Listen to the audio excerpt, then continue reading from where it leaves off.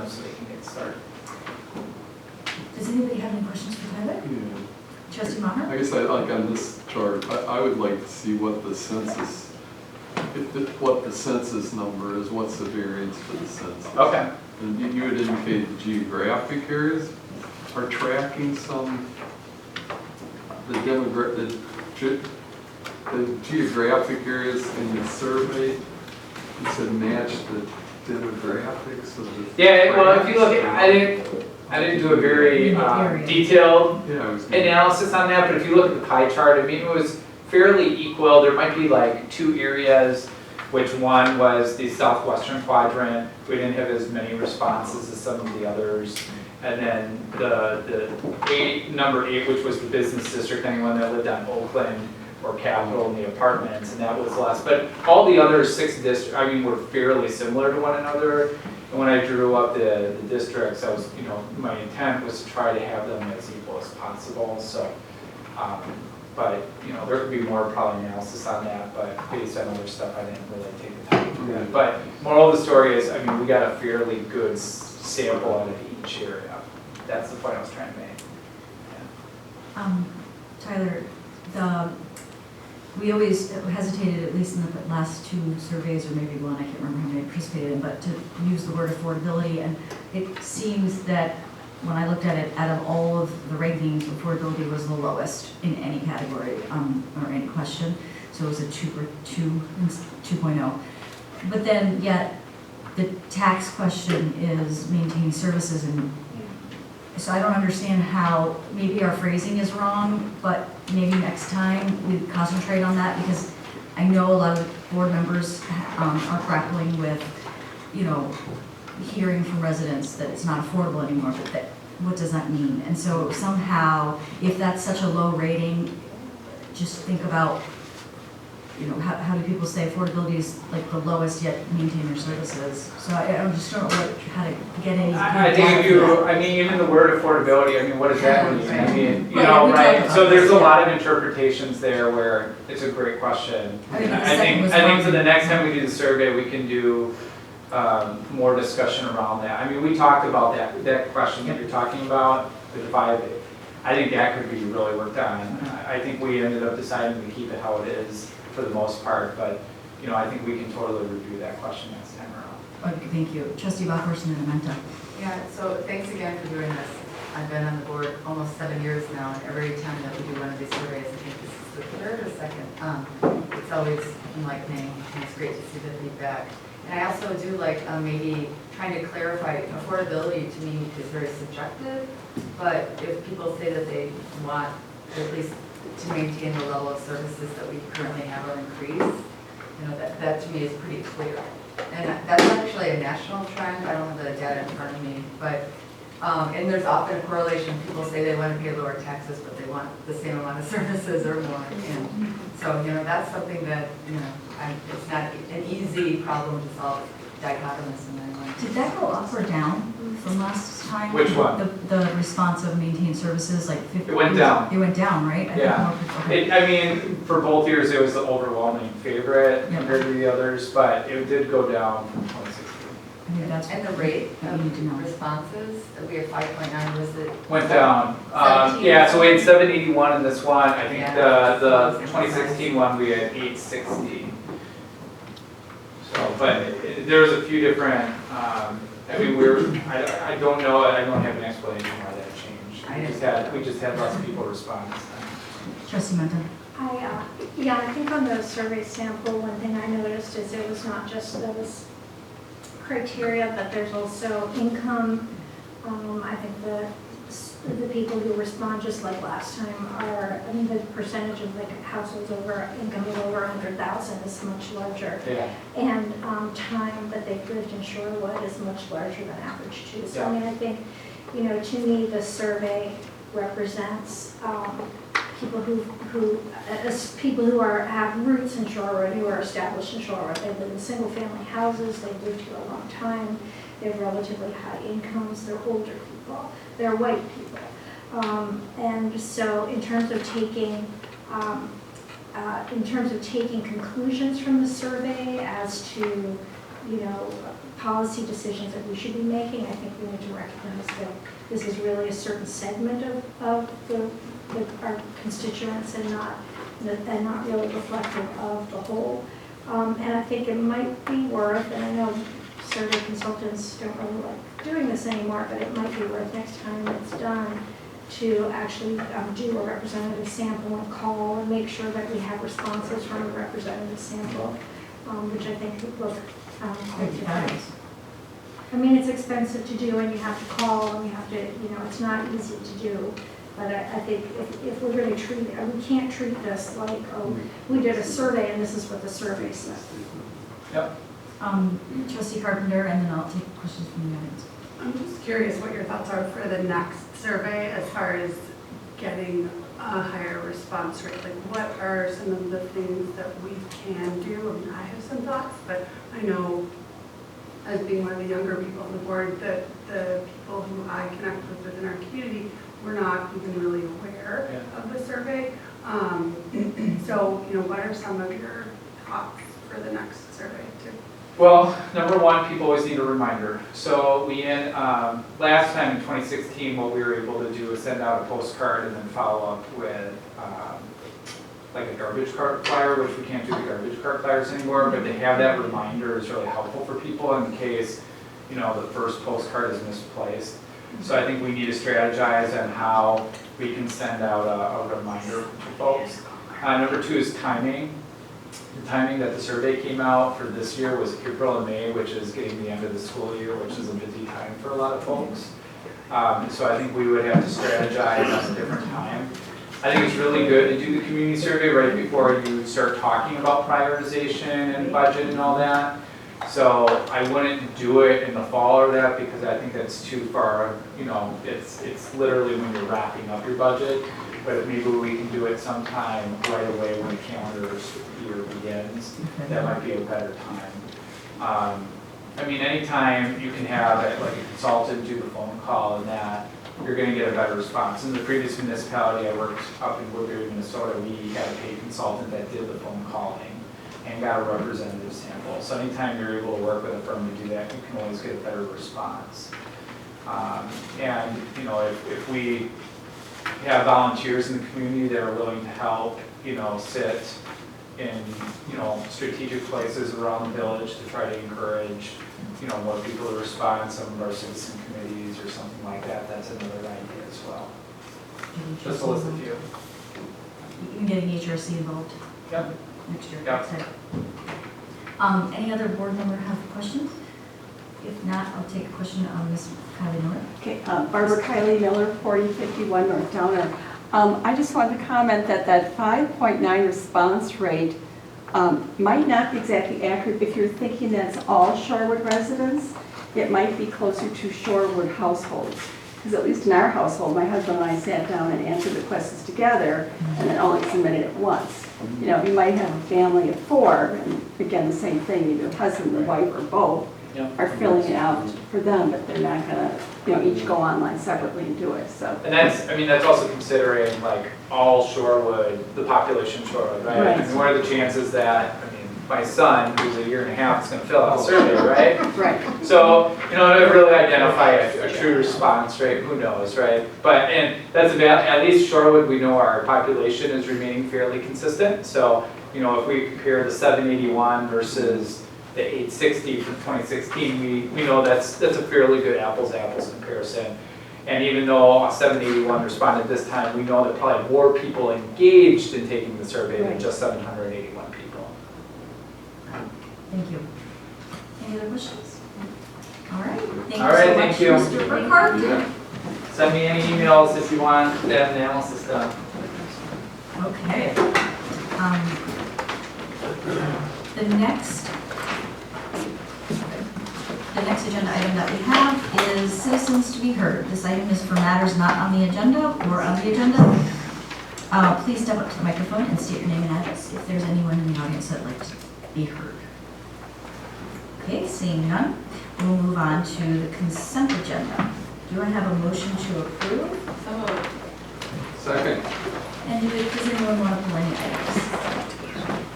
Yeah, I'd like to pull item B, D, and H. Okay, so 6B, 6D, and 6H.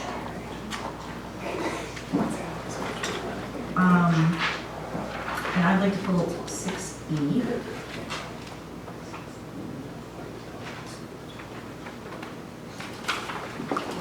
Is that anybody else? Okay, so we will. No, we have a motion and a second to approve with items B, D, E, and H removed. Okay, so we have a motion and a second with those items being removed. All those in favor, say aye. Aye. Any opposed? Motion carries 6-0. Now we'll take up the first 6B. Consider village board minutes, June 3rd, 2019. Trustee Mata. On item 4, special order of business, 1, 2, 3, 4, 5 lines down, Mr. Sikich explained it's OPEB, OPEB, not OPED liability. In the next paragraph, some village board members questioned TID's transfer out to the debt service instead of contract. That should be fund.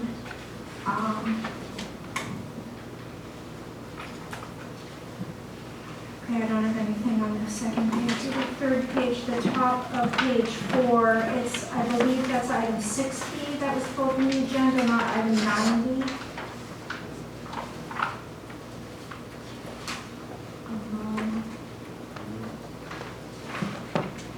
And that's all I have.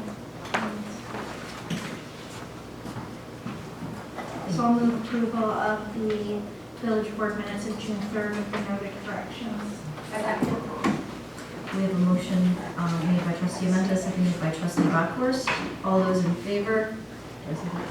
Yep. Aye. Say aye. Aye. Any opposed? Motion carries 6-0. Next, we'll take up 6D, consider village board minutes June 24th, 2019. Trustee Amenta. Yeah, I have a few corrections on this one also. On page 3, under ad hoc budget committee, the second paragraph, some village board members expressed that they did not support the initiative. I'm sorry, on page 2, under historic preservation, in the second line, in order to maintain and preserve, not pre-service. Under neighborhood association on page 4, I don't understand the last part. Some village board members felt it could create a larger divide amongst groups, while others felt it would start to may provide a more conducive environment.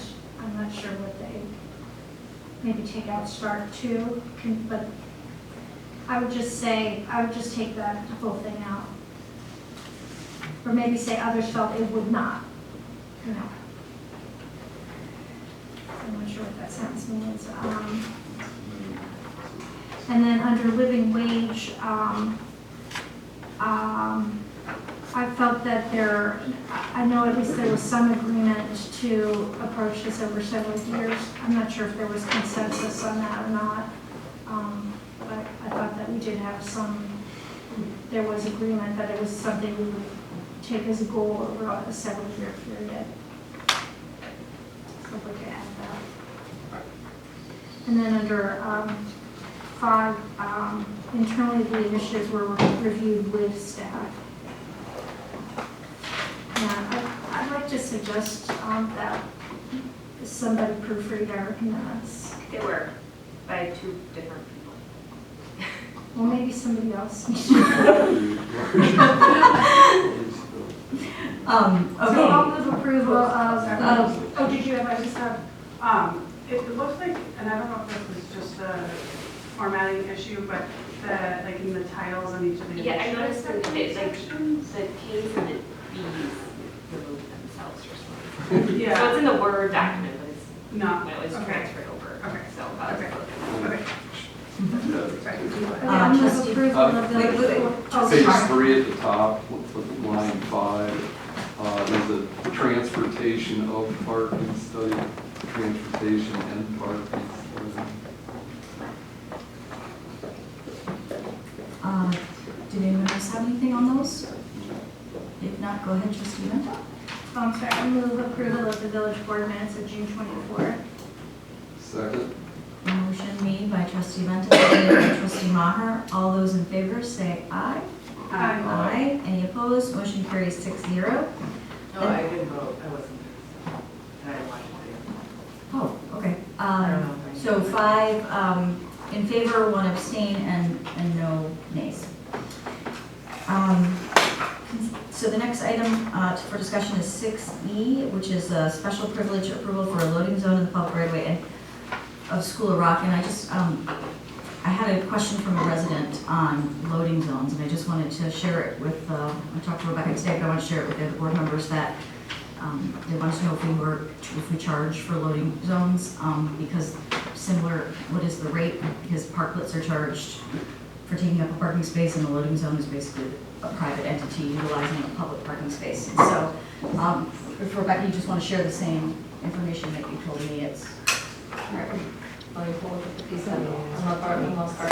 Do you know the fees on the top? Yeah, it's in the memo, so, so this particular loading zone will be charged $350 on an annual basis, $100 for the renewal application, which you're reviewing tonight, and then $250 annually because the loading zone is less than 30 feet.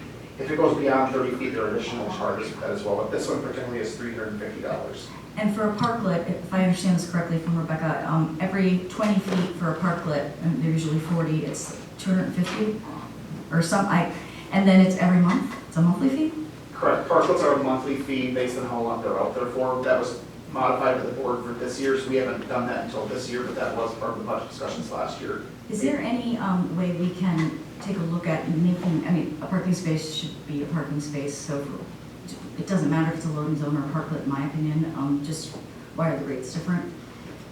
So staff is reviewing the fee schedule for an upcoming meeting very shortly. I can re-summarize what that is, but both of them were modified last year, and so.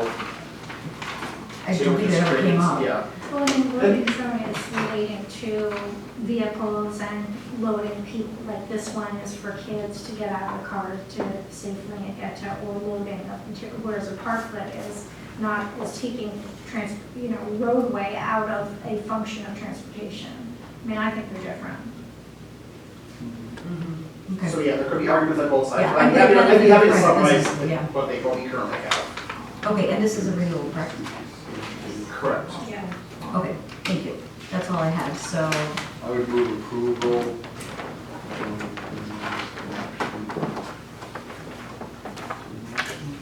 Application. I move to approve the application for special privilege approval for the loading zone in the public right of way at the School of Rock, 4050 North Oakland Avenue. Second.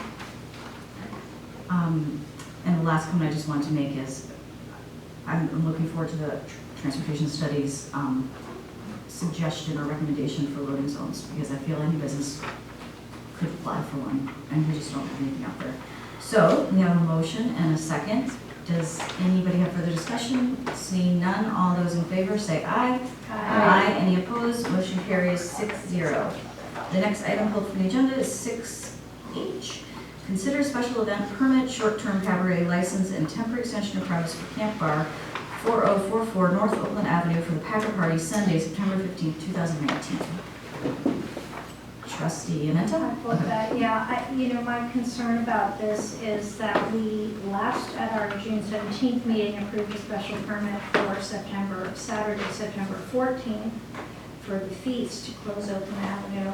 And now we have before us, an applicant who's, this is third or fourth year, they were doing it. Fifth year. So, I mean, this is a longer standing event that people look forward to and want to go to.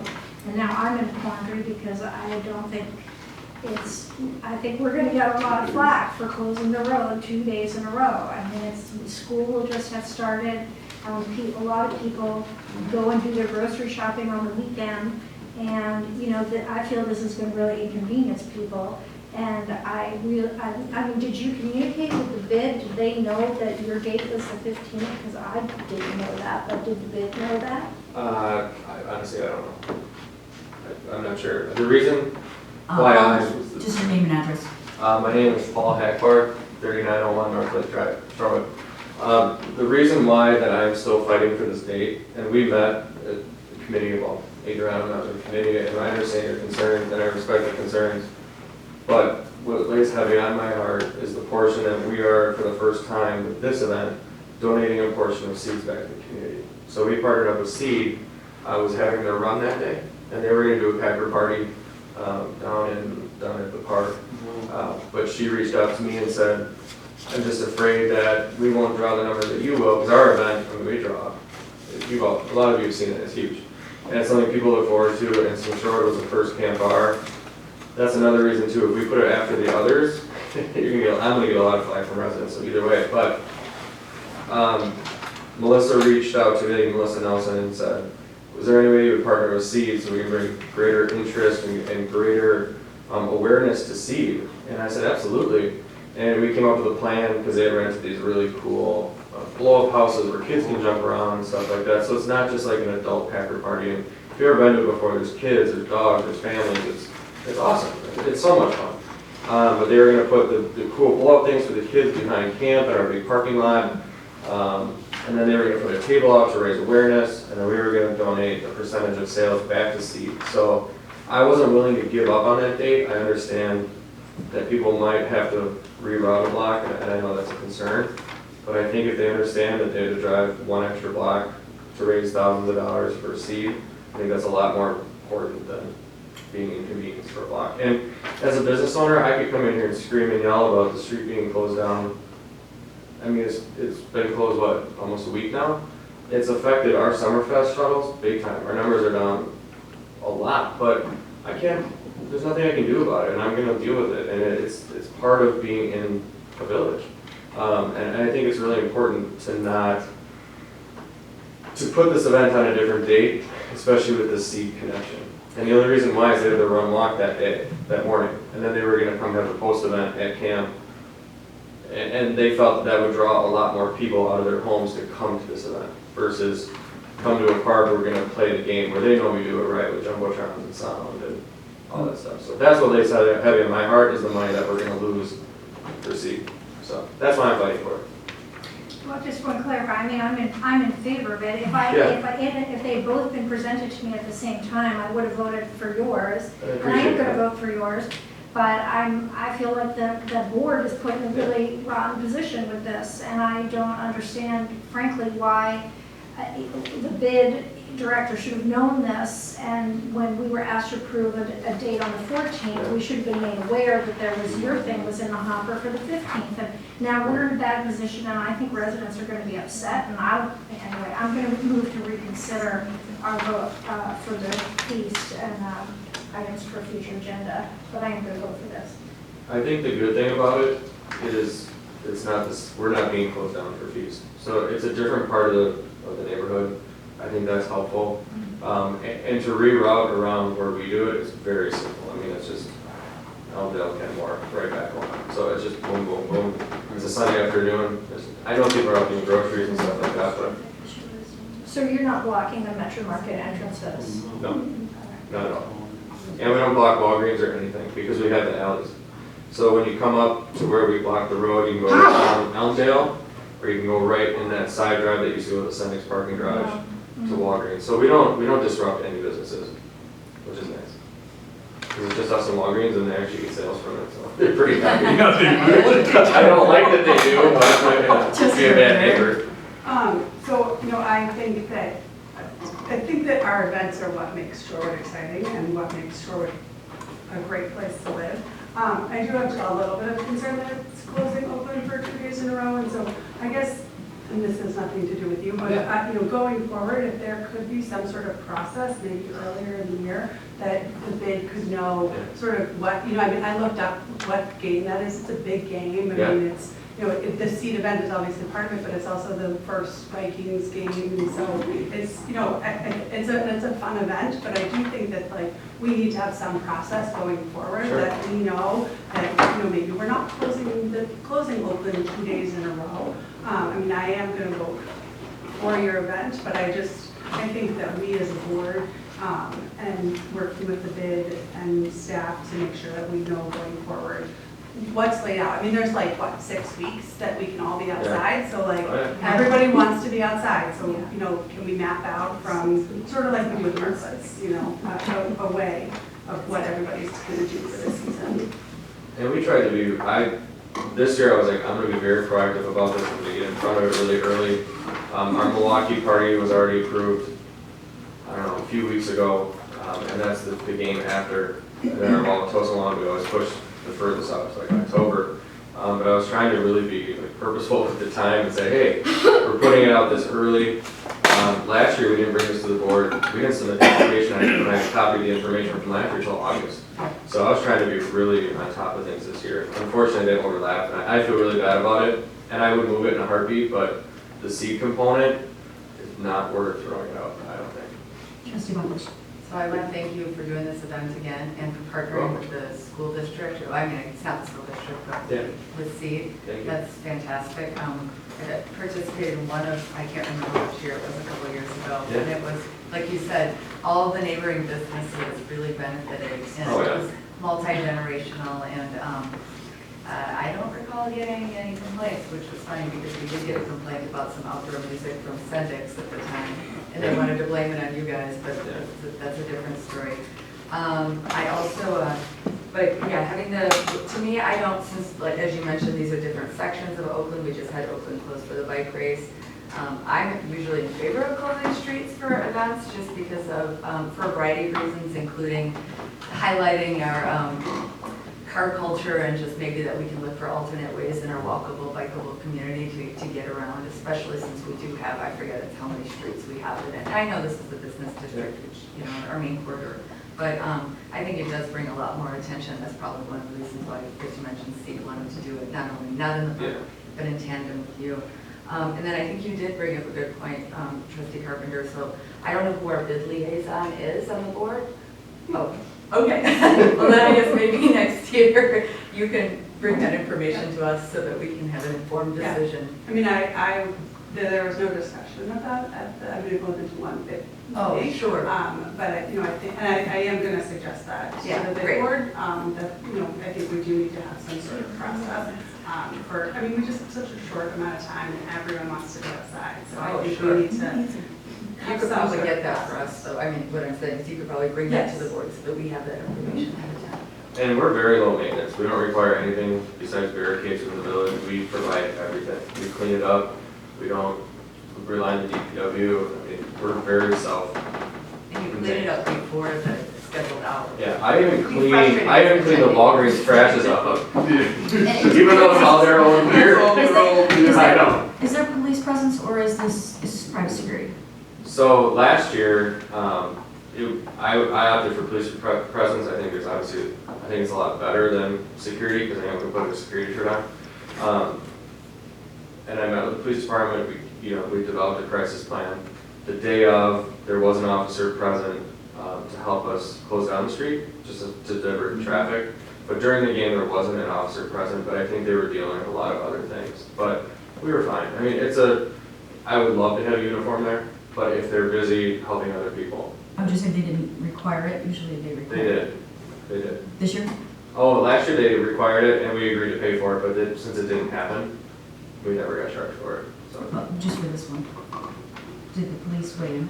Just, okay. Okay. If they do, I'm fine with it, so we do.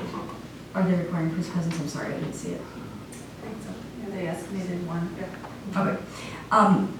I would like to just go on what Trustee Menta said, and I would like to know, I know it's going to be hard and we'll develop a process, but were we aware in any way that the two, was staff, administration in any way aware that there were two on the same weekend, the two closings? No, I don't look at the dates, so I just look at the paperwork complete. But were they both submitted, like, or were they, in other words, by the time we approved the fees, did we know there was another one? Yes.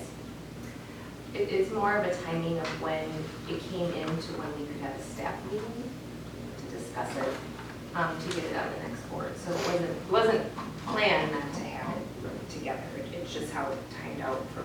I think the meeting was really packed and then we agreed to go there. It didn't even matter, I just wanted to know, I want to know why we weren't advised of that in the feast approval. And moving for reconsideration might be a way to fix that, because it sounds like yours, I apologize, it sounds like the Packer party has a tie with Seed and Charity that they were going to run anyways, and so the date has to be sort of fixed to have that coincide, whereas I don't believe, I was not aware of it when we approved it for the seed. So I didn't look at it until after the approval for the seed of the date.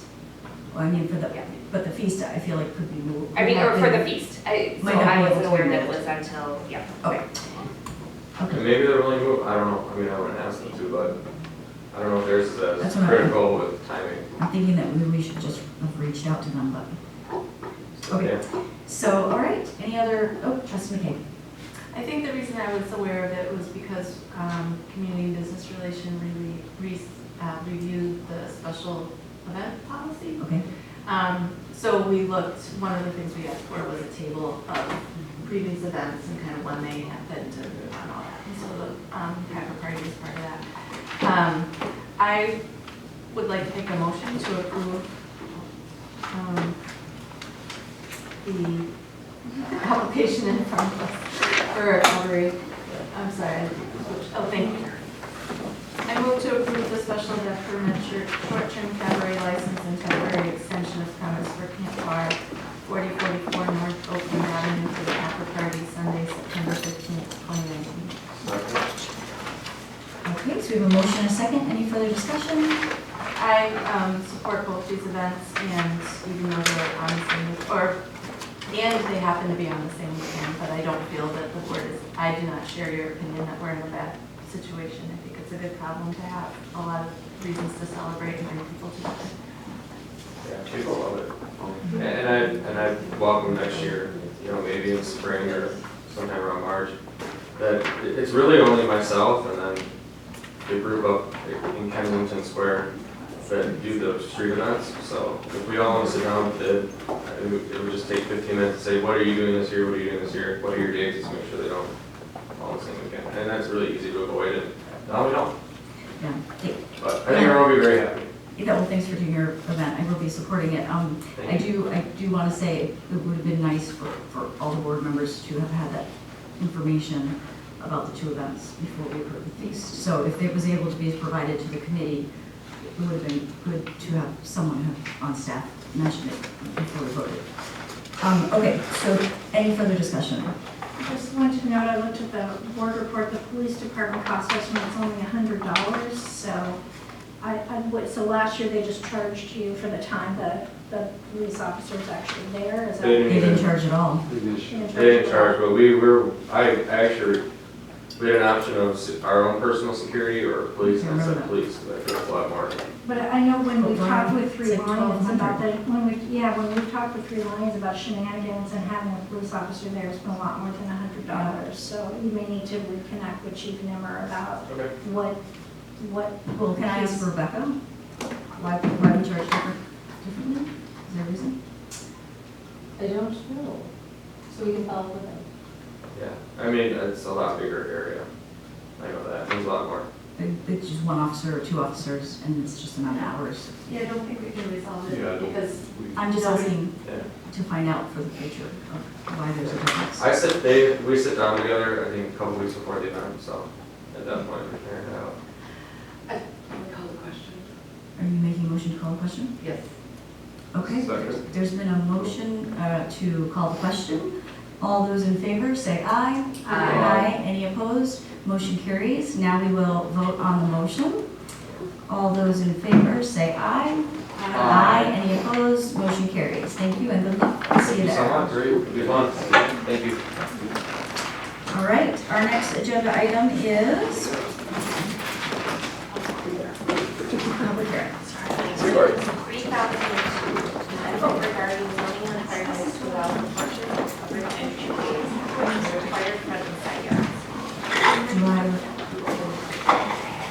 so you want to talk first? Okay, okay, I'll open the public hearing. It is 9:06. Is there anyone in the audience that would like to speak on the matter? Seeing none, we will close the public hearing at 9:06 and a half. And now, We'll take it up under item of 9A new business. okay, 9A, new business. Consider ordinance 3002 amendment regarding zoning requirements to allow for porches and covered entryways in required front and side yards Can I just ask one question? Why do we have a public hearing before the summary is presented? Is that required by law? Just so that public can, if they have prepared remarks or if they have comments or questions that might steer the discussion, but it doesn't mean that you can't take questions or public comment on your debate either. Okay. In Shorewood, people talk about It's perfectly It's acceptable. like what? And I you're don't know what always the topic is yet. It's perfectly acceptable to also recognize someone if they say, I didn't realize I had a question during the public comment, but I'd like to ask it now. You have the authority to recognize it. Okay, thank you. Director Bart. So I can provide a brief summary, as brief as I can go with it. As indicated in your packet, this has been a conversation with the Plan Commission since 2015. They've had 7 meetings on it. Obviously, that predated my time with the Plan Commission, so I had a chance to reconnect with them about where it had left off and how to move it forward. So within that time frame, there was agreement, and I believe Trustee Maher was the liaison at the time, there was agreement to move forward with patios and deck modifications, but at that time porches was a little more contentious, so that was left remaining. So when I arrived, that was one of the cleanup to-do lists for the Plan Commission. So we had several meetings over the past few months, and last meeting in April, on April 30th, May 28th, they did recommend by a 5-2 vote to bring the current version that you see in your packet before you today. To summarize what's in that packet, this would allow for people to build porches within their front yard, within the front yard. The setback requirements currently within our zoning district are pretty tight. They were added after all the development had happened, so the village was largely developed in the 20s and 30s, and at some point, later on when zoning became more restrictive, a front yard setback was added, which has essentially precluded people from adding an entryway or a porch to their property. So this ordinance would look at adding a definition for covered entryway, meaning a covered entryway over a door without support structures extending the ground or floor, so that's essentially a roof structure without posts. When you add the post, it becomes a porch essentially. So this should clarify the difference between those two categories. The most substantive portion of the ordinance is it would allow porches to encroach into the front yard 8 feet from the main facade of the house, but in no case closer than 10 feet from the lot line. So that was a large portion of discussion as to whether or not this was the particular metric to allow them.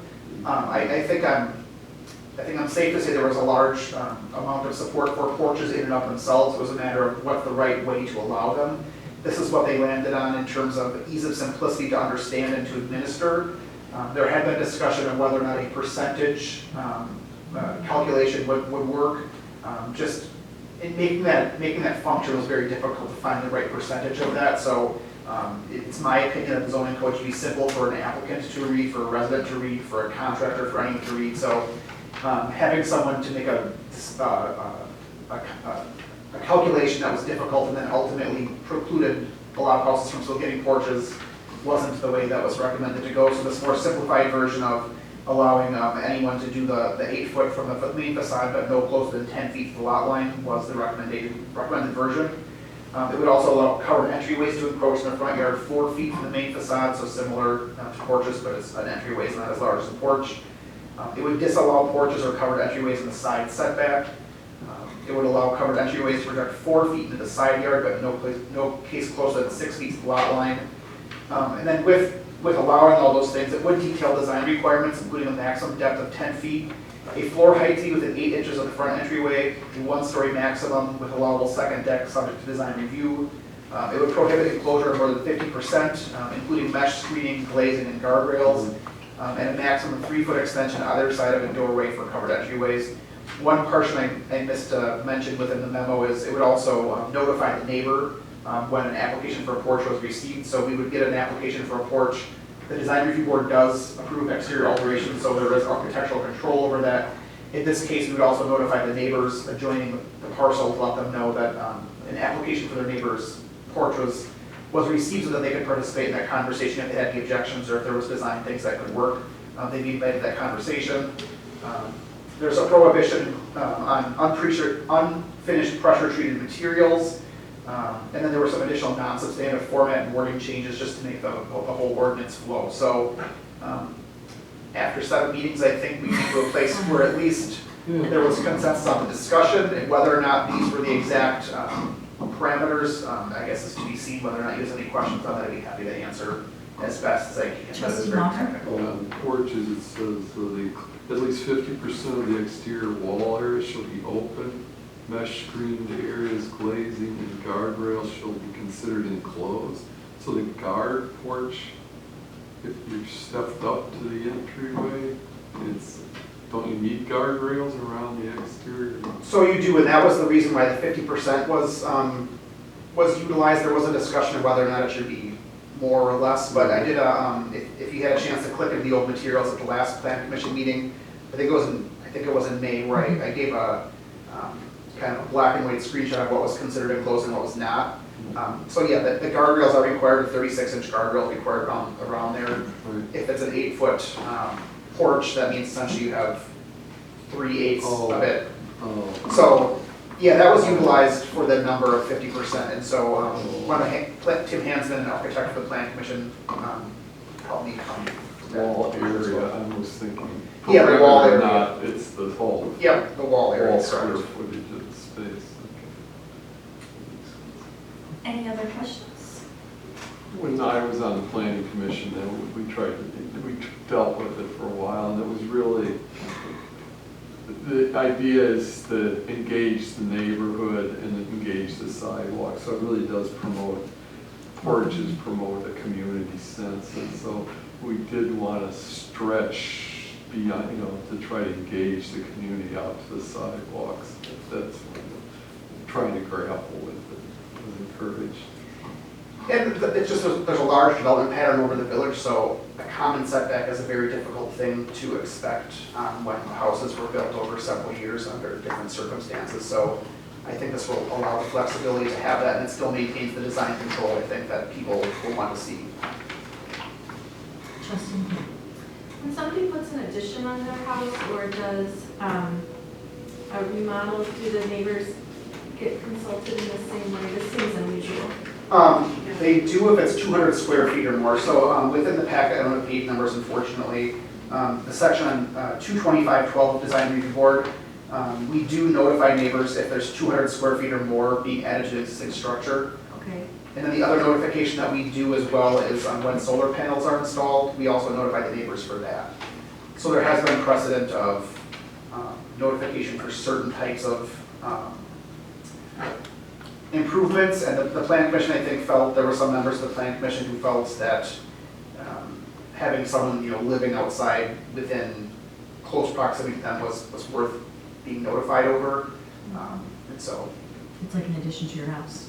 It's an addition to your house, but it's also outside, so people will be outside talking or things like that, so they felt as though it was even more than an addition to your house, because at least addition to your house, it's quieter, it's screened, whereas this way.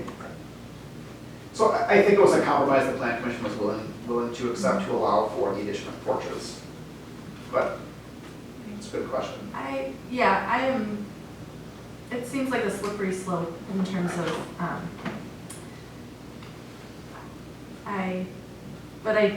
what would be the procedure? Like, would I move to pass it with striking that language or something? Yeah. Yeah, so the only thing being suggested in 22512 is that, so you could motion to approve everything but that section, I suppose. Thank you for that direction. Okay. Trustee Carpenter? I just, my name was asked, Trustee Kay, question about that. So I'm just curious, your concern, is it the notification of the neighbors? Is that the concern, like if there's Credentials. issues or, Yeah, I don't think it's anybody's business if you want to put a porch on in front of your house. If you want to improve your house, I think that's, unless, I understand, the ordinance is prohibiting them on the side of the house, which makes a lot of sense because there's not a lot of room there already in most lots, but in the front of your house, I just think goes, because I'm not in favor, like for instance, Whitefish Bay, that you have to have a hearing and all that, I just don't agree with it. So this goes a little too close to that for me. I think, just to go on that, I probably am in the same camp. If it's an allowed use in the zoning code, even though I am the chair of the planning commission, I didn't remember that part of the discussion, but if it's an allowed use, it's not a special, use or a conditional use or anything like that, then why it's allowed? What is the neighbor's gonna say? And I guess my concern would be, what if they object? Exactly. Who gets to, it's an allowed use. Correct, they could object, but the design review board could not take that, they couldn't deny it based on that objection.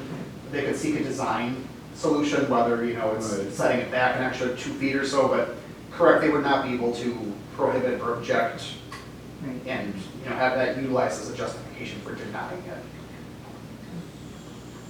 Yes. Oh, trustee McKay.